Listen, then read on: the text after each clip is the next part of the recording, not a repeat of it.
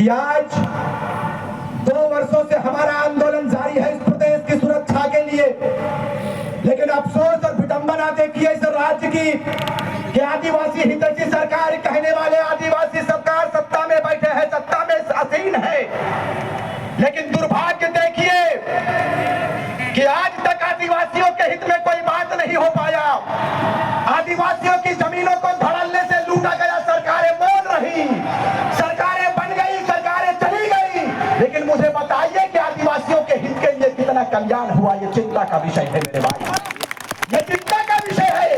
जब जयराम महतो और उनकी सेना का आगमन हुआ इस प्रदेश में, तो 3.25 करोड़ जनमानस के दिलो दिमाग में ये बात बैठ गया कि विनोद बिहारी नहीं आएंगे, सुनील महतो नहीं आएंगे, निर्मल महतो, शहीद शक्तिनाथ महतो, कुतुबुद्दीन अंसारी नहीं आएंगे। इनके रूप को लेकर अगर कोई बेटा आया है तो वो हमारे टाइगर जयराम महतो जी है। हमारे लिए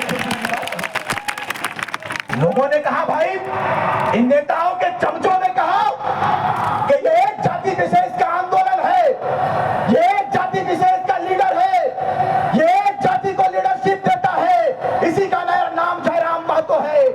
हमने कहा कि जयराम महतो अकेला नहीं है, उनके साथ में रिजवान अंसारी, रिजवान क्रांतिकारी कदम से कदम मिलाकर चल रहा है, ये उनका परिचय है। उधर से आवाज आया कोल्हान से, तरुण महतो ने कहा कि जयराम महतो के साथ में तरुण महतो साथ में है। दमयंती मुंडा खड़ी हो गई, उन्होंने कहा कि जयराम महतो के साथ दमयंती मुंडा आदिवासी परिवार की बेटी खड़ी है। कोई से एक जाति का आंदोलन ना करे, मैं ना कहे मेरे भाई। अरे क्यों नहीं कहेंगे, ये टाटा कंपनी और ये इलेक्ट्रो स्टील और ये बीसीसीएल CCL हमारे जमीनों पर बना है, लेकिन आप मुझे बताइए आज आपके बेटों को नौकरी पर कितना बेनिफिट मिलता है, नौकरी पर कितना प्राथमिकता जाता है, ये चिंता का विषय है। मैं सुन रहा था अपने बड़े भाई के मीडिया कॉन्फ्रेंस में, वो बता रहे थे कि स्थानीय SSP की धर्मपत्नी किसी बड़े पद पर पदस्थापित है। अब बताइए, बाहर के लोगों के लिए ये पद खाली हो जाता है, लेकिन जैसे ही समा परवीन की बात आती है, जैसे ही दमयंती मुंडा की बात आती है, वैकेंसीज फुल हो जाता है। भाई जमीन मेरे बाप का है, ये धरती हमारा है, लेकिन आज तक हमें अधिकार नहीं मिल गया। इसी की लड़ाई है मेरे भाई, चालू है पहले। ये किसी आदिवासी की लड़ाई नहीं है, किसी मुस्लिम की लड़ाई नहीं है। हमने कहा है कि हम कल के बेटे थे, कल के बच्चे थे, छात्र थे, हमें बोलना भी नहीं आता था महोदय, लेकिन हमें दर्द ने बोलना सिखा दिया, हमें तकलीफ ने बोलना सिखा दिया।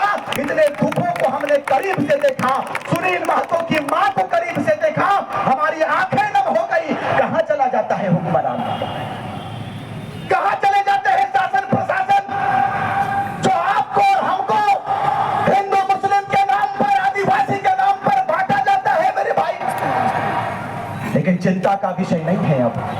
अब चिंता करने की जरूरत नहीं है, जब जगेंगे तब सवेरा। ये झारखंड प्रदेश 24 साल का हिसाब लेने के लिए खड़ा हो चुका है। अब चिंता मत कीजिए, आप चिंता मत कीजिएगा।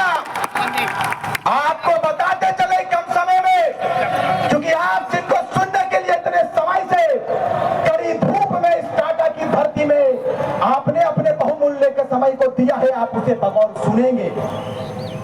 मैं इस बात को बताकर जाएंगे इस धरती से, इस लोह नगरी से इस बात को कहकर जाएंगे कि थोड़ा सा हुक्मरानों को यह लगता नहीं है कि जिन आशा उम्मीद के साथ में आपको शीर्ष दिया इस प्रदेश के लोगों ने, इस राज्य के लोगों ने आपको सिंहासन दिया श्रीमान, लेकिन आपने इस प्रदेश को क्या दिया है, यह चिंता का विषय है। जैसे ही दुमका सीट की बात आती है, वैसे ही उसका भाई बसंत सोरेन खड़ा हो जाता है। यही तस्वीर है, यही तस्वीर है उनकी। जानना चाहते हैं 4 तारीख का वो काला दिन, जब शेरे झारखंड, शेरे दिल, वो बाघ सा चेहरा, वो पारसनाथ पहाड़ जैसा शरीर, सुनील महतो के सीने के ऊपर 1000 छर्रा मार दिया जाता है, गोलियों की बौछार कर दी जाती है, कंपनियों के षड्यंत्रकारियों के द्वारा, बड़े बड़े नेताओं के द्वारा बुलाकर सीने में गोलियां मार दी जाती है। आज तक उस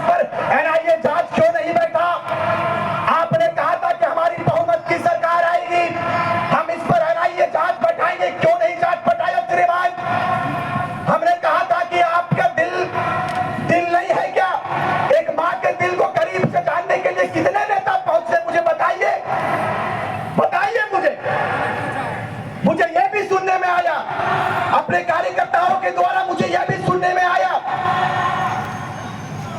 कि किसी एक पार्टी के द्वारा किसी विशेष जगह पर यदि सुनील महतो की जो मां है उनको ले जाने की बारी आती है तो वो राजनीतिक दल आलोचना करते हैं, राजनीतिक दल भेड़ियां लगाने का काम करते हैं हमारे नौजवानों के साथ और पाबंदी बताते हैं कि सुनील महतो की मां को लेकर नहीं आना है। ये तस्वीर है जिस शहीद ने, जिस शेरे दिल ने इस राज्य के लिए अपने लहू को दिया है, उसके मां के साथ इतना बड़ा अपमान।